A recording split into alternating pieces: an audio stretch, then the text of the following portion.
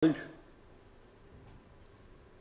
Nous exprimons notre sidération, mais aussi notre empathie et notre compassion pour la famille, pour les proches.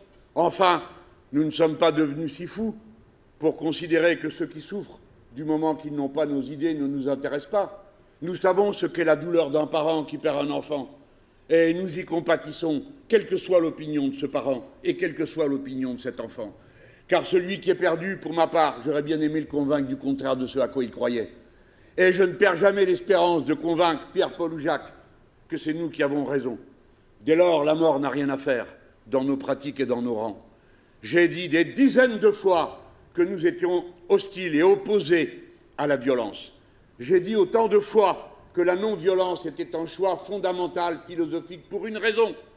C'est que la violence rabougrit nos mouvements.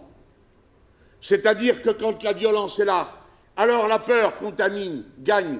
Et on a d'une part des actes motivés par la peur et de l'autre côté des méfiances, des mises à distance de tous ceux que tout ça intimide et qui n'ont aucune idée de participer à de tels actes.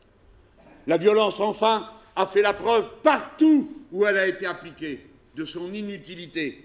Mesdames, Messieurs, mes camarades sont morts au Chili, sous la torture, sous les coups. Et le tyran est mort dans son lit.